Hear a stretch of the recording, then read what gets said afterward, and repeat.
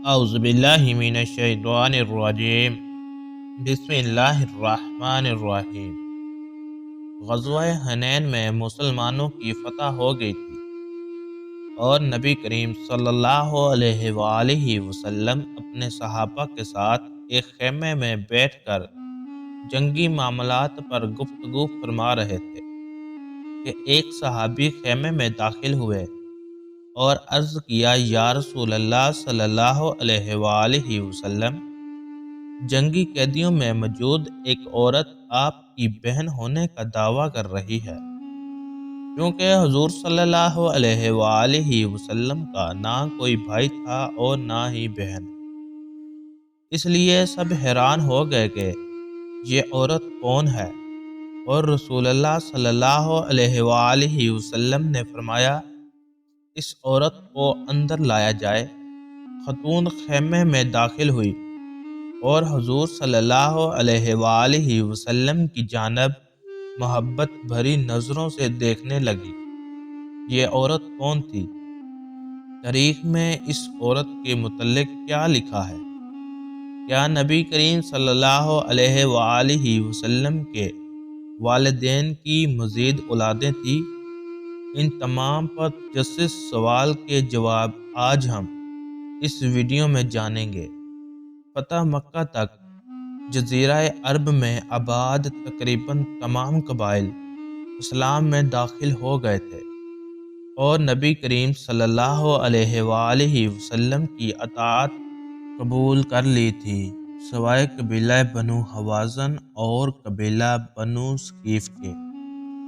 لہٰذا جب ان دونوں قبیلوں کے سرداروں کو یہ خبر ملی کہ حضور صلی اللہ علیہ وآلہ وسلم اور ان کے ساتھیوں نے مکہ بھی فتح کر لیا ہے اور اب عرب کا سب سے بڑا قبیلہ قریش ان سے مکمل شکست کھا چکا ہے، تو قبیلہ حوازن اور قبیلہ ثقیف کے سردار حنین نامی مقام پر اپنی اپنی فوجیں لے کر جمع ہوئے اور آخری مرتبہ نبی کریم صلی اللہ علیہ وآلہ وسلم کے اس مشن کو روکنے کی کوشش کی غرض سے جنگ کا آغاز کیا۔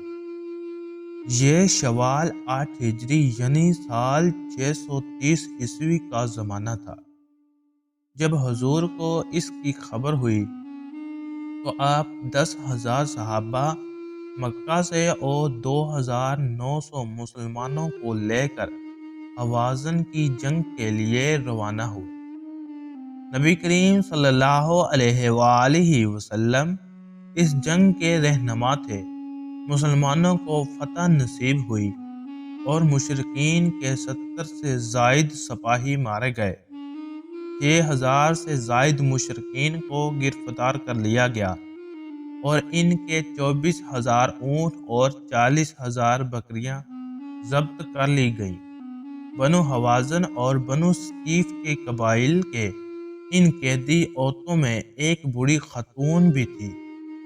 روایات کے مطابق جب صحابہ کرام رضوان اللہ علیہ کا ایک دستہ انہیں گرفتار کرنے کے لیے پہنچا تو انہوں نے کہا، کیا تم مجھے قیدی بناؤ گے؟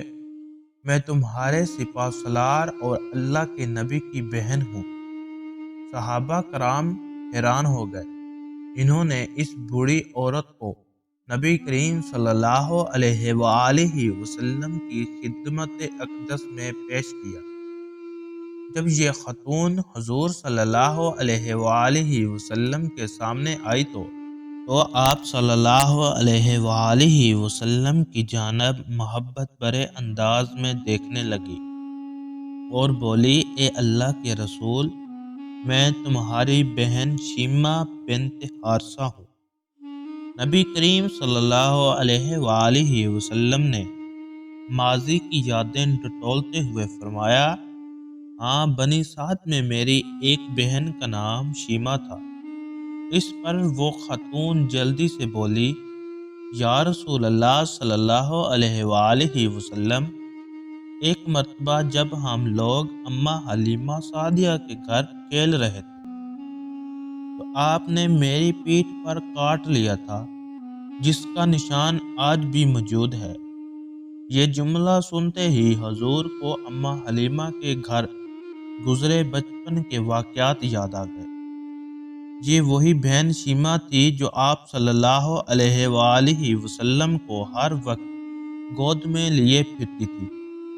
آپ کی سنائی ہوئی لوریاں، پیار و محبت کی باتیں حضور صلی اللہ علیہ وآلہ وسلم کے ذہن میں محفوظ تھی۔ حضور صلی اللہ علیہ وآلہ وسلم کی یادیں تازہ ہو گئی۔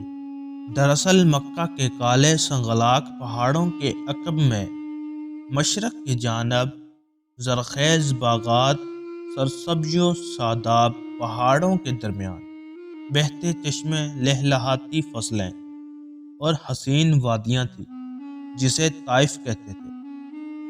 جہاں قبیلہ بنو ثقیف اور بنو حوازن آباد تھے۔ یہ لوگ خالص عربی زبان بولتے تھے، جس کی زبان فصیح و بلیغ تھی۔ چنانچہ شہر کے لوگ اپنے بچوں کو ان قبائل کی عورتوں کے حوالے کر دیا کرتے تھے تاکہ ریاضت کے دنوں میں بچے کھلی آب و ہوا اور خالص ماحول پر پرورش پا سکیں اور خالص عربی زبان سیکھ سکیں۔ لہٰذا حضور صلی اللہ علیہ وآلہ وسلم کو بھی پیدائش کے بعد دائی حلیمہ کے حوالے کر دیا گیا تھا، جو اس علاقے کی خاتون تھی۔ حضور صلی اللہ علیہ وآلہ وسلم کا بچپن انہی خوشگوار وادیوں میں گزرا تھا۔ حضور صلی اللہ علیہ وآلہ وسلم نے اپنی ریاضت کے 5 سال بنی سعد میں اماں حلیمہ سعدیہ کے گھرانے میں گزارے۔ یہاں حضور صلی اللہ علیہ وآلہ وسلم کے 4 بہن بھائی موجود تھے۔ یہ دائی حلیمہ کے اپنے بچے تھے، جن کے نام عبداللہ، آنیہ، حذیقہ اور حذیفہ تھے۔ تاریخ میں حذیقہ شیمہ کے نام سے مشہور ہوئی۔ سیرت ابن ہشام میں لکھا ہے کہ حضرت شیمہ بچپن میں حضور صلی اللہ علیہ وآلہ وسلم کو ہر وقت گود میں لیے رکھتی تھی اور لوریاں دے کر سلاتی تھی۔ اس لوریوں کا ترجمہ یوں ہے کہ اے ہمارے رب، ہمارے لیے محمد صلی اللہ علیہ وآلہ وسلم کو باقی رکھنا تاکہ میں انہیں سردار کے روپ میں دیکھ سکوں، اور اے اللہ ان کے دشمنوں اور حاسدوں کو ذلیل و رسوا کرنا اور محمد کو دائمی عزت عطا کرنا۔ حضرت شیمہ حضور صلی اللہ علیہ وآلہ وسلم کو اپنی گود میں لے کر سمیٹتی، پھر جھومتی اور پھر لوریاں دیتی۔ اے ہمارے رب، ہمارے بھائی محمد کو سلامت رکھنا، آج یہ پالنے میں بچوں کا سردار ہے، کل وہ جوانوں کا بھی سردار ہوگا۔ اور پھر جھومتی تھی۔ شام کے وقت جب خواتین کھانا پکانے میں مصروف ہوتی تو بہنیں اپنے بھائی کو اٹھا کر باہر لے جاتی اور ہر بہن کا خیال یہ ہوتا کہ میرے بھائی سے زمانے میں زیادہ خوبصورت کوئی نہیں۔ ایک کہتی میرا بھائی جیسا کوئی نہیں، دوسری کہتی میرے بھائی جیسا کوئی نہیں۔ اتنے میں سیدہ شیمہ اپنے بھائی حضرت محمد صلی اللہ علیہ وآلہ وسلم کو اٹھا کر لے آتی اور دور سے کہتی ہے میرا بھائی بھی آ گیا ہے، تو سب کے سر جھک جاتے تھے۔ سیرت کی کتابوں میں درج ہے کہ حضرت شیمہ شدید گرمی کی ایک دوپہر میں حضور صلی اللہ علیہ وآلہ وسلم کو باہر لے گئی۔ اماں حلیمہ سعدیہ کو فکر لاحق ہوئی تو وہ انہیں تلاش کرنے باہر نکلی۔ دیکھتی ہیں کہ شیمہ آپ صلی اللہ علیہ وآلہ وسلم کو گود میں لیے یہ شعر پڑھ رہی ہے، یہ میرا وہ بھائی ہے جو میری ماں سے پیدا نہیں ہوا، لیکن میں ان پر اپنے ماموں اور چچا فدا کرتی ہوں۔ اماں حلیمہ سعدیہ نے فرمایا، اے شیمہ، انہیں اتنی شدید گرمی میں باہر کیوں لے کر آئی ہو؟ تو حضرت شیمہ نے عرض کیا، اماں جان، انہیں گرمی نہیں لگتی، کیونکہ دھوپ سے حفاظت کرنے کے لیے ان پر ایک بادل سایہ کرتا رہتا ہے۔ جب یہ چلتے ہیں تو وہ بادل بھی چل پڑتا ہے، اور جب یہ رکتے ہیں تو وہ بادل بھی رک جاتا ہے۔ اس طرح وقت تیزی سے گزرتا رہا، دن مہینے سالوں میں بدل گئے۔ حضرت شیمہ جوان ہو گئی اور ان کی شادی بنو ثقیف میں کر دی گئی۔ 5 سالوں بعد حضور صلی اللہ علیہ وآلہ وسلم واپس مکہ چلے گئے۔ جب نبی کریم صلی اللہ علیہ وآلہ وسلم نے مکہ میں دعوت و تبلیغ کا آغاز کیا تو حضرت حلیمہ کئی بار مکہ اور پھر مدینہ آئی اور حضور صلی اللہ علیہ وآلہ وسلم سے ملاقات بھی کی، لیکن شیمہ سے آپ کی کوئی ملاقات نہ ہوئی۔ اب اتنے عرصے بعد بہن کو قیدی کی حیثیت سے اپنے سامنے دیکھ کر حضور صلی اللہ علیہ وآلہ وسلم کی محبت امڑ پڑی اور آنکھوں سے آنسو جاری ہو گئے۔ بہن کے استقبال کے لیے اٹھے اور اپنی چادر زمین پر بچھا دی اور انہیں اپنے پاس بٹھایا۔ دونوں دیر تک بچپن کی یادیں تازہ کرتے رہے۔ صحابہ کرام ارد گرد کھڑے باتیں سن رہے تھے اور ان کی آنکھوں سے آنسو جاری تھے۔ تاریخ یعقوبی کے مطابق رسول اللہ صلی اللہ علیہ وآلہ وسلم کے ساتھ سیدہ شیمہ کی بات چیت کے دوران انہوں نے حوازن کے قیدیوں کو رہا کرنے کی درخواست کی، لہٰذا حضور صلی اللہ علیہ وآلہ وسلم نے حکم دیا کہ قیدیوں سے فدیہ لے کر انہیں رہا کر دیا جائے۔ حضور صلی اللہ علیہ وآلہ وسلم نے بہت سا مال، چند اونٹ اور دیگر مویشی اپنی بہن کو عنایت فرمائے اور یہ پیشکش کی کہ اگر وہ چاہیں تو مدینہ میں ہی رک سکتی ہیں، لیکن انہوں نے واپس اپنے قبیلے میں جانے کی خواہش کی، جس پر انہیں نہایت ہی عزت و احترام کے ساتھ ان کے گھر روانہ کر دیا گیا۔ قیدیوں کی رہائی کے بعد جب صحابہ کرام رضوان اللہ علیہ نبی کریم صلی اللہ علیہ وآلہ وسلم کی خدمت میں حاضر ہوئے تو آپ نے فرمایا، جب بھی قیدی رہا کرتا ہوں تو میری یہ عادت ہے کہ میں تم لوگوں سے مشورہ کرتا رہوں، لیکن آج میں نے ایسا نہیں کیا اور قیدیوں کو آزاد کر دیا۔ صحابہ کرام نے فرمایا، یا رسول اللہ صلی اللہ علیہ وآلہ وسلم، آپ جو چاہیں کریں۔ حضور صلی اللہ علیہ وآلہ وسلم نے فرمایا، جانتے ہو میں نے ایسا کیوں کیا؟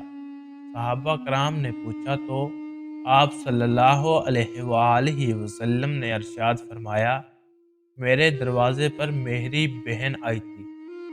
حضور صلی اللہ علیہ وآلہ وسلم نے اعلان نبوت کیا، 13 سال کا وقت بھی گزر گیا اور آپ صلی اللہ علیہ وآلہ وسلم مدینے تشریف لے گئے۔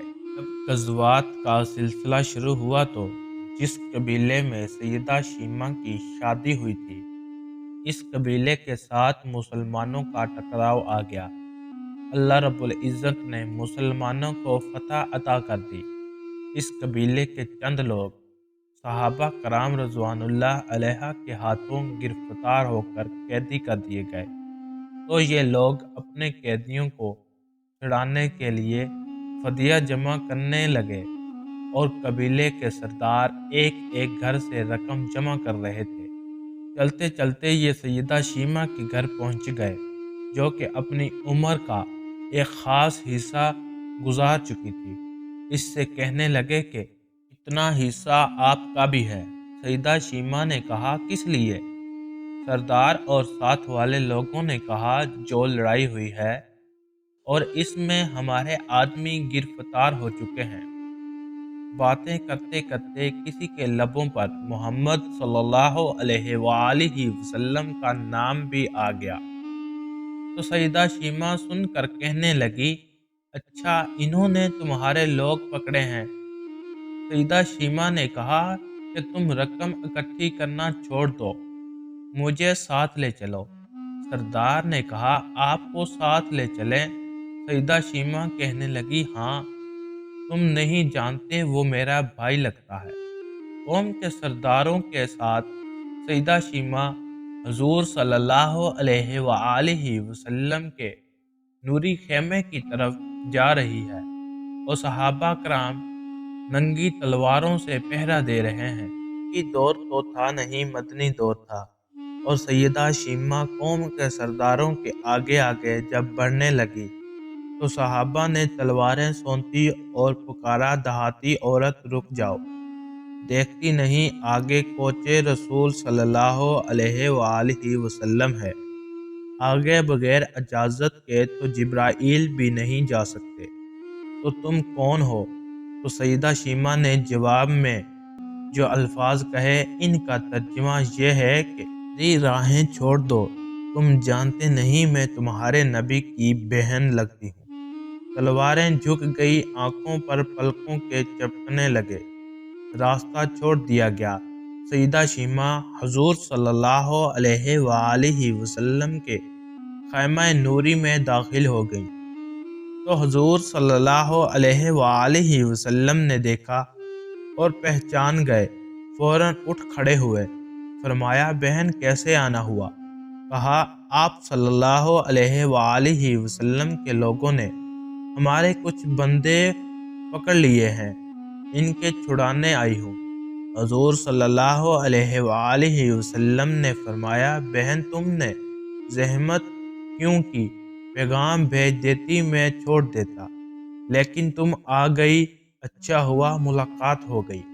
پھر آپ صلی اللہ علیہ وآلہ وسلم نے قیدیوں کو چھوڑنے کا اعلان کیا، کچھ گھوڑے اور چند جوڑے سیدہ شیما کو تحفے میں دیے، کیونکہ بھائیوں کے دروازے پر جب بہنیں آتی ہیں بھائی خالی ہاتھ تو بہنوں کو نہیں موڑا کرتے۔ حضور صلی اللہ علیہ وآلہ وسلم نے بہت کچھ عطا کیا اور رخصت کرنے کے لیے خیمے سے باہر تشریف لے آئے تو صحابہ کرام کی جماعت منتظر تھی۔ فرمایا اے صحابہ، آپ جانتے ہیں کہ جب بھی میں قیدی چھوڑا کرتا ہوں تو میری یہ عادت ہے، آپ سے مشاورت کرتا ہوں، لیکن آج ایسا موقع آیا ہے کہ میں نے آپ سے مشاورت نہیں کی اور قیدی بھی چھوڑ دیے، اب چاہیں کریں۔ صحابہ نے عرض کیا کہ حضور مشاورت کیوں نہیں کی؟ ارشاد تو فرمایا میرے دروازے پر میری بہن آئی تھی، اللہ پاک ہمیں دین کی مکمل سمجھ نصیب فرمائے اور ہمیں نیکوکاروں میں شامل کرے، آمین۔ ناظرین گرامی، کمنٹ باکس میں اللہ کے 99 ناموں میں سے ایک نام ضرور ٹائپ کریں۔ اگر آپ اس طرح کی ویڈیو دیکھنا چاہتے ہیں تو ہمارے Shiraz T V YouTube channel کو لازمی سبسکرائب کریں۔ جزاک اللہ۔